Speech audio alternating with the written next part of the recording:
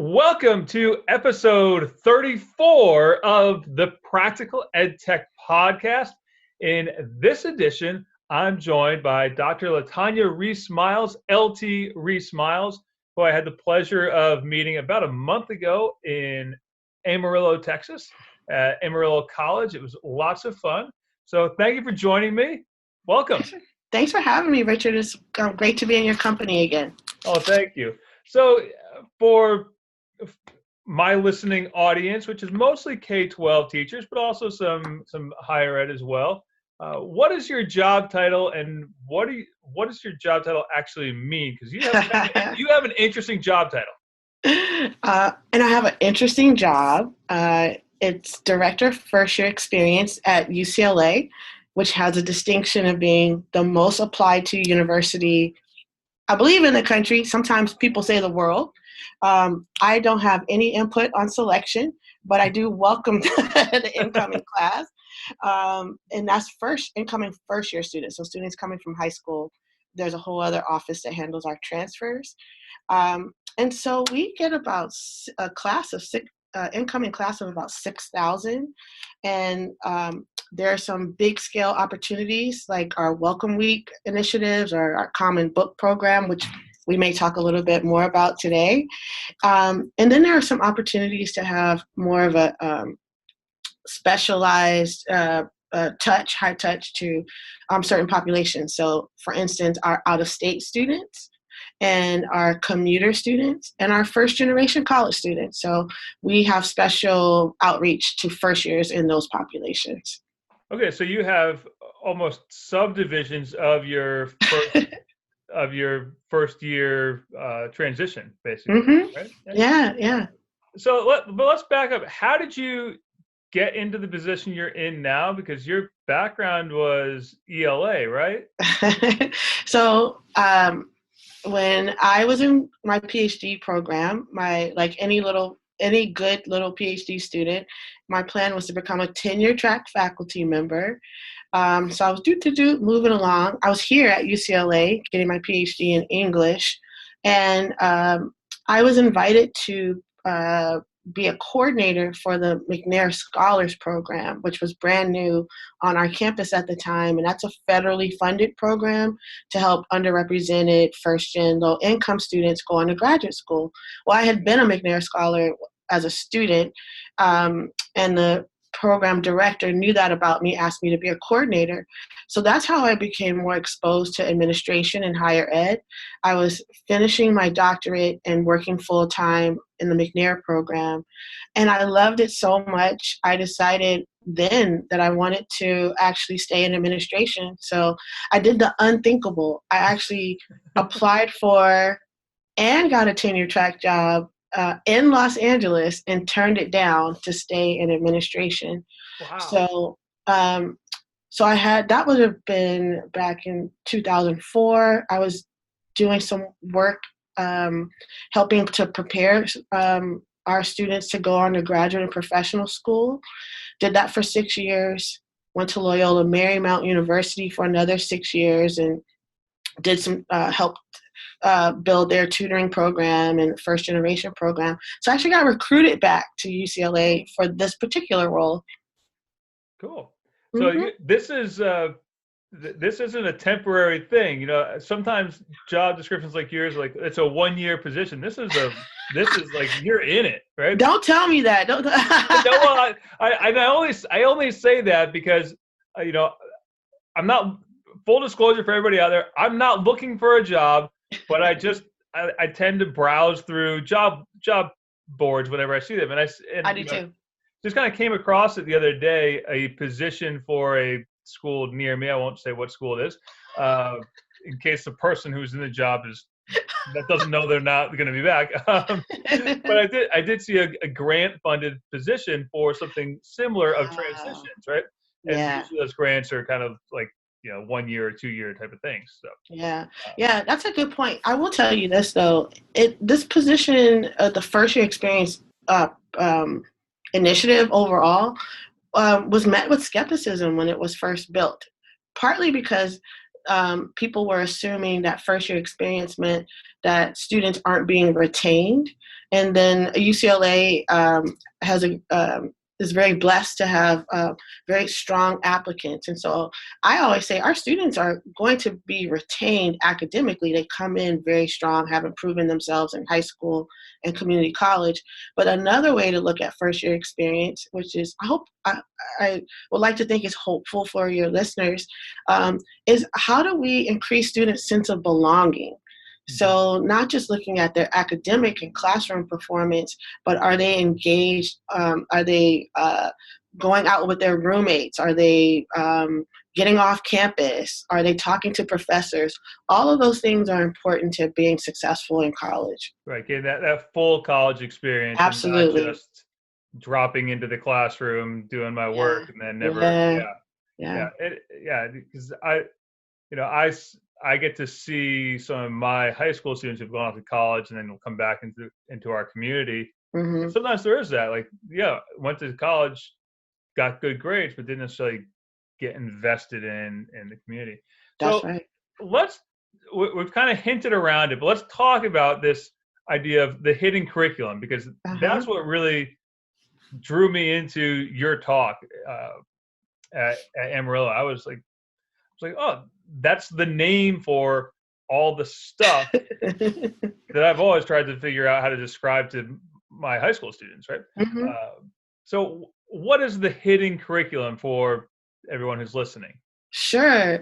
I'll say this. Once I learned or understood that term, and I believe I was either a young professional or a graduate student, so many things became clear to me. I was like, that's what it was,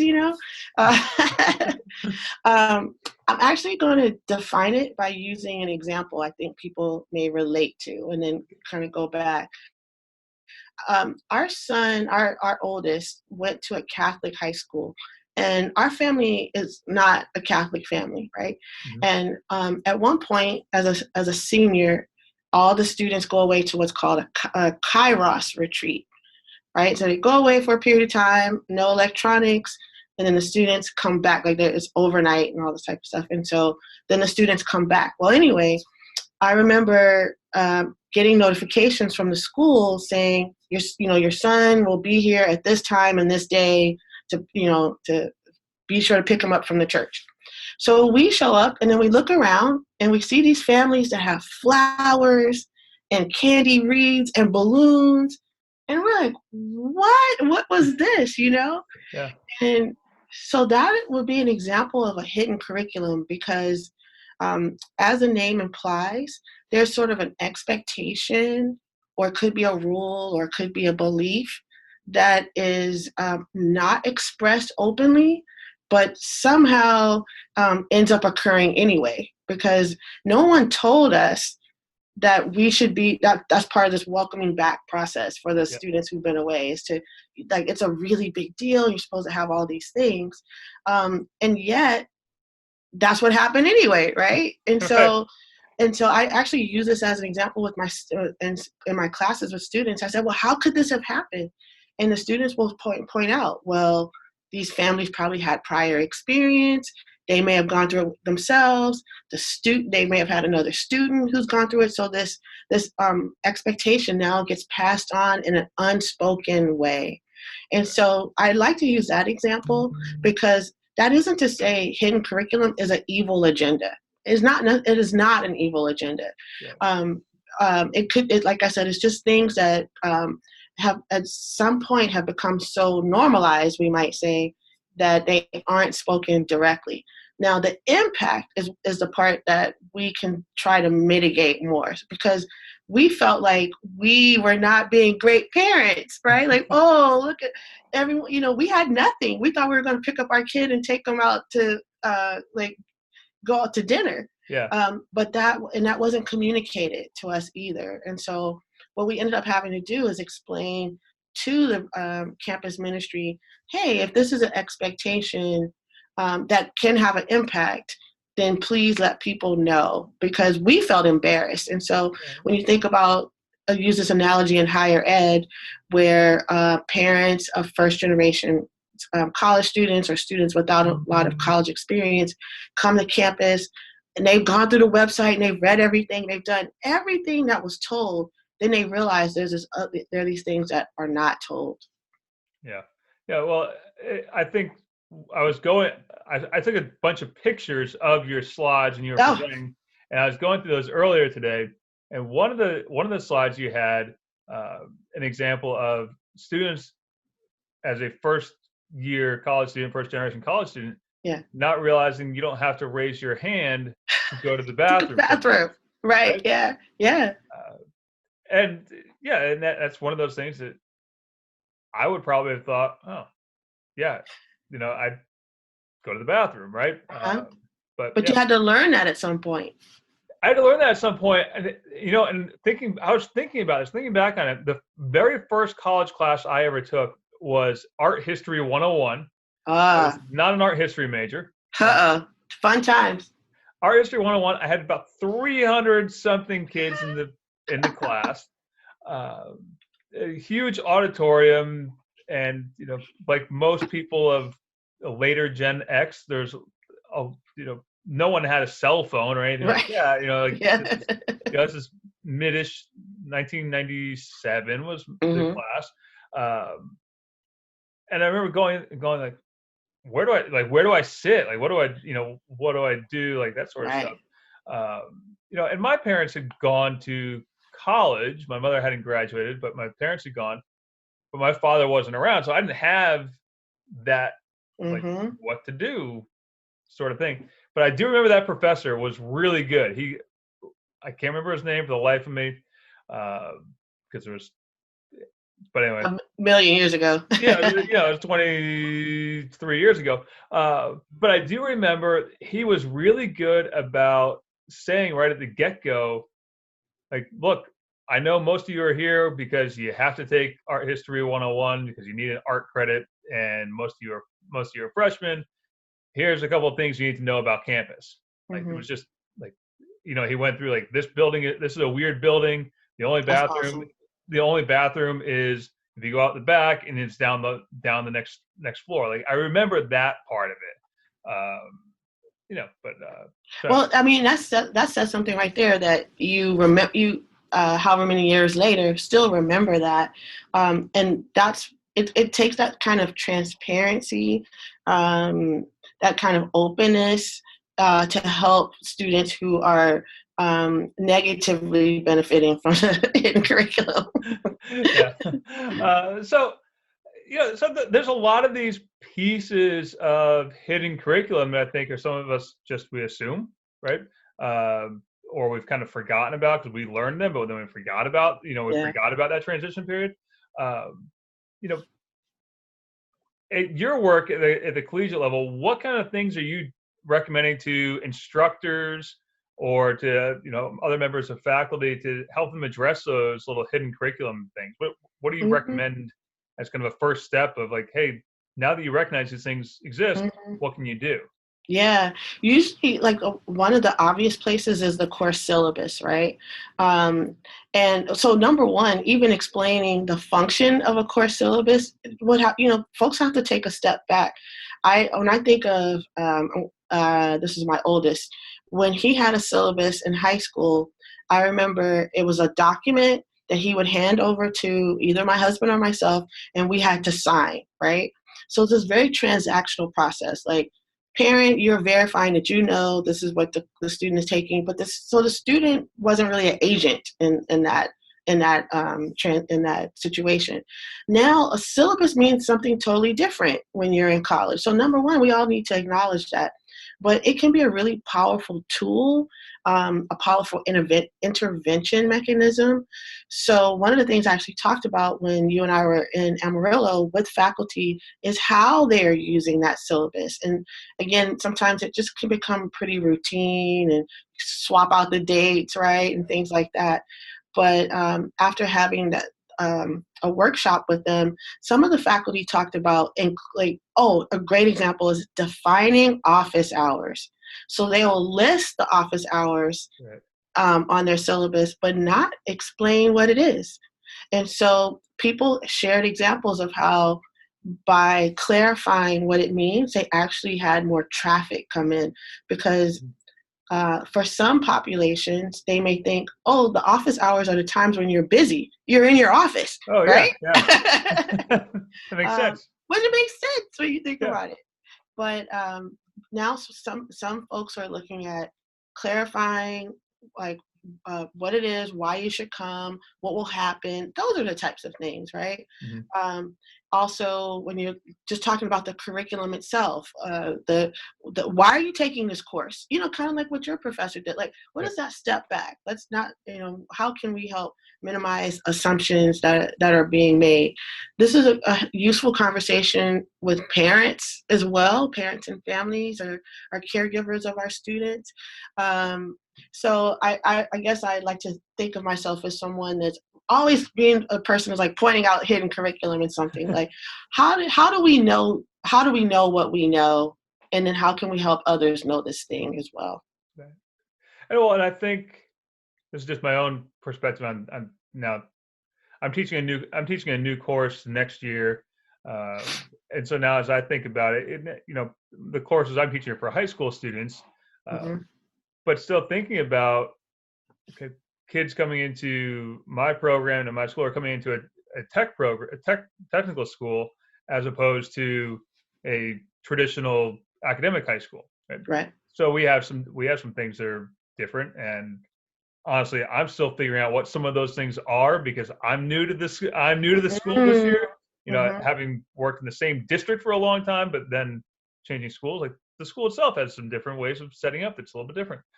So I'm starting to think about those things of, like, you know, what is an expectation in an academic school is not Yeah. necessarily something you have to do at our tech school. Like, I don't write out bathroom passes, like, because I've got 10 kids and I can keep track of them really easily. Like, Right. if 10% of you are missing, Right. You're gonna know. I know where you are, right? So just things like that. So let's use that as a transition for those of us who are at a high school level, whether that's a guidance counselor or you're teaching junior or senior year students. What can we do to help kids who are going to college, particularly first generation Mm-hmm. students, do to kind of get a jump start on navigating that hidden curriculum, particularly if the college they go to doesn't have a program in place? What can Mm-hmm. we do? Yeah, great question. One, as you were describing the new experience you're about to have, I was thinking how important it would be to share, like, I like to be clear about your own narrative, your own position, right? Like, this is new to me as well. Those types of connections, that kind of storytelling will build trust and create opportunities for people to identify what these new experiences may be. And those experiences could be key terms that we may be taking for granted that they know. But if you don't build the trust with the students, then that's going to be harder to overcome. Um, what are some other things? Well, going back to the storytelling part too, I think it's also important when students know when you haven't done something well, or sharing your own educational journey or history, whether it's first generation or not. Just knowing where you're coming from is really crucial. If the instructor happens to be first generation, then of course that may really resonate with a student who will be first generation as well, and so that they can see themselves in the pipeline, right? Like, oh, this person is like me for whatever reasons. I can do this too. um I'm trying to think of some other things. I was just talking to someone who is a high school instructor, and she was telling me how she was teaching new material, and she started to get stuck. There was like something that she was not familiar with. Hmm. So she said, rather than sort of plowing through it, she actually was very open with her students to say, I think we're going to stop here, that I need to go brush up on whatever. She's a math instructor as well. Okay. She had to go brush up on whatever it was. And I thought, man, first of all, she put herself in a vulnerable position. But I think the rewards that come from that are so much greater had she's just sort of stuck to her guns in the day's lesson plan and just faked it. Um, Let me see. What are some other things? Um, what I often hear, Richard, sometimes students will tell me once they get to college, oh, my high school teacher told me college was going to be like X, Y, and Z, and it's not like that actually. And so things change really, really quickly in our in some ways. Things change really quickly in our educational landscape. So sometimes it's just helpful for teachers to know what's currently going on at colleges and universities. I'm trying to think of what was some of those things. I don't want to. I'm going to interrupt No, you. go ahead. That's a good point because again, I live in a small community, Uh-huh. and I've had kids go off to the same college that I ended up graduating from. Not the one I started at, but the one I graduated from. Those kids, are having a totally different experience than what I Yeah. did Yeah. 20 something years ago, right? Absolutely. Because 20 years ago, again, there was a computer lab, and that was the only place you could use your computer. Like things like that. Like, yeah. Like my experience now for them is, I can't even tell them where the dining hall is, right? Like, Yeah. I can even give them that. I can tell them some stories about, where we played beer pong, but Mm-hmm. that's definitely not an appropriate story to tell a high school student. So yeah, that's a really good point. The landscape does definitely change. Libraries are very different now. The way students communicate with their parents and families are really different. I was in college at a time when there was this thing called a long distance phone bill. Mm-hmm. Calling cards. You took me back. Yeah, those are that's really different. And then when you mentioned computer labs, like that, the idea of having to be tied to a particular space to do your work is not the same as it is right now, where everyone, not everyone, I don't want to overgeneralize, but a personalized, individualized laptop is so much more common than, let's just say, even 10 years ago. Yeah. So things are shifting really rapidly. And I know that our instructors already have a lot on their plate, but it does help to just be mindful that colleges and universities really are very different places right now. Yeah.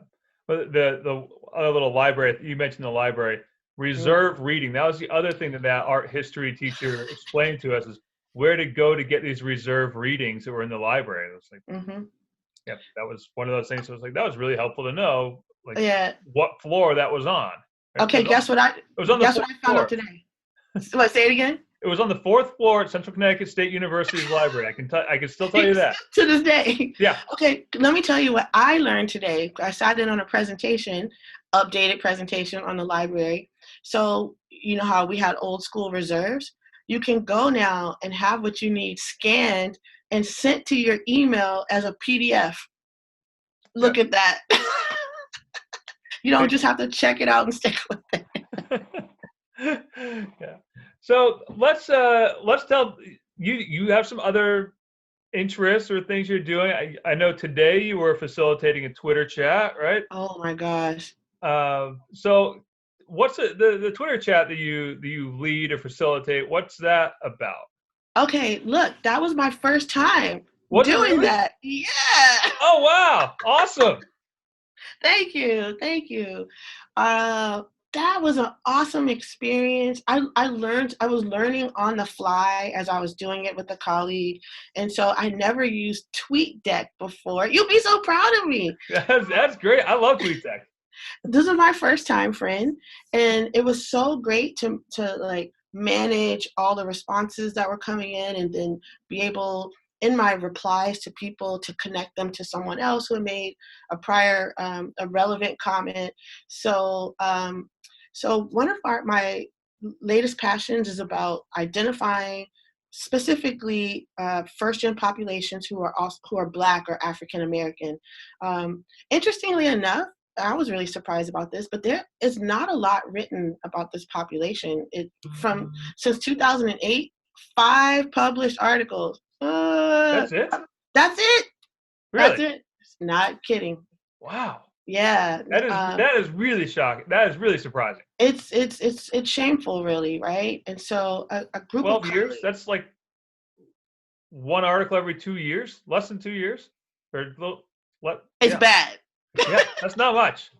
Not much, as opposed to, let's say, Latino students or Hispanic students. There's a lot more published about them being first gen and Latino, but for Right. Black, no. And so I've convened a group of colleagues across the country, and we've been talking about this issue on like monthly calls.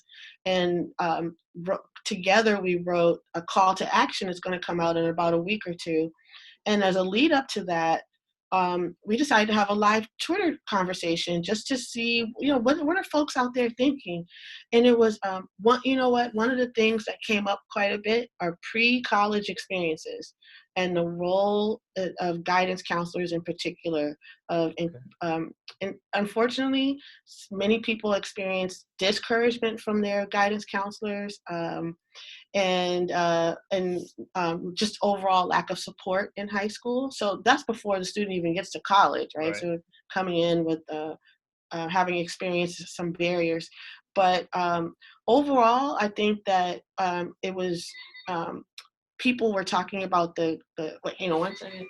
Yep.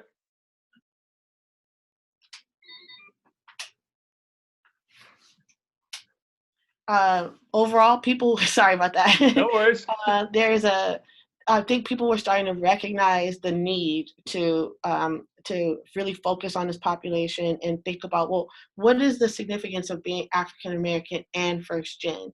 What are either the historical or cultural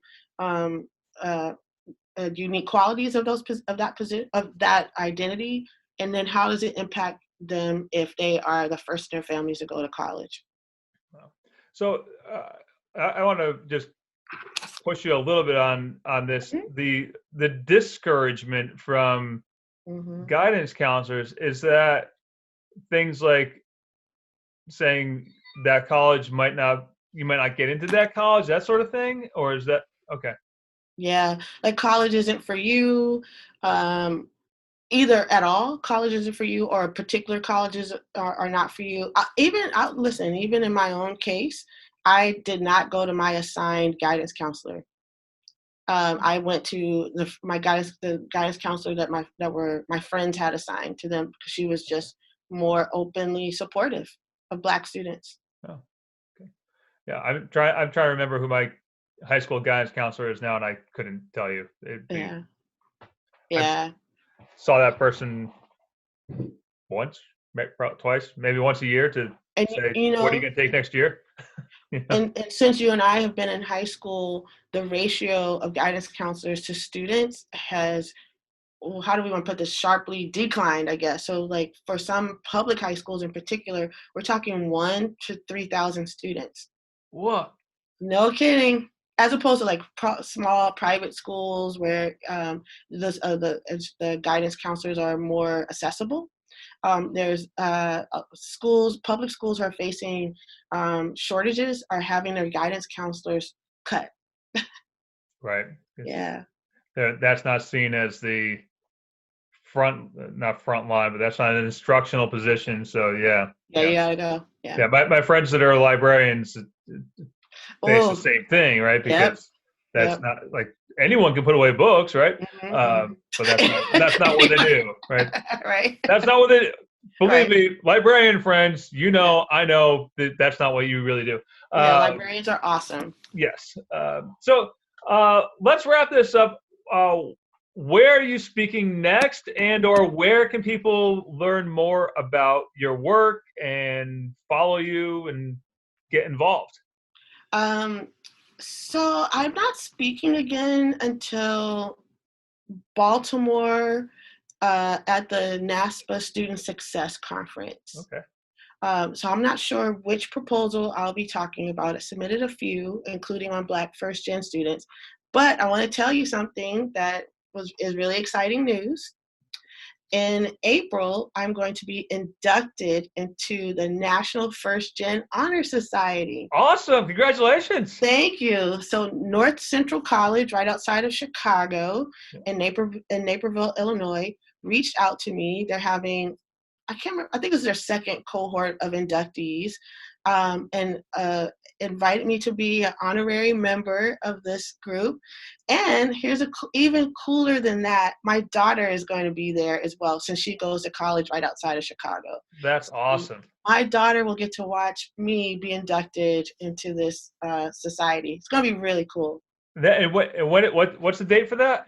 April 17th, Friday, April 17th. Yeah, if anyone's in the Chicago area, stop on by. All right. Awesome. That is really cool. Cool. And so are you going to do another Twitter chat? Are you going to lead another Twitter chat, or what do you think? You know what? I think I'm the victim of being too successful. I think we might have to. All right. Good. Very good. I'll be sure to let you know. All right. And I'll be sure, for everyone who's listening to the podcast, I'll be sure to link up LT's Twitter account so you can see what the chat is all about and join in. Absolutely. Join in yourself and chime in. And if you happen to have a chance to be at the NASPA conference and you want to see a really awesome speaker and presenter, I highly recommend it. So it was enlightening for me, and this again was enlightening for me as well. So thank you so much for all your time and all the great work you're doing. And I hope lots of people are now more aware of hidden curriculum and helping students navigate that. Great. Thank you so much for having me. It was a blast, and I knew it would be. My pleasure. Thanks for doing it. All right. Thank you. Take care. All right. Bye. Bye-bye.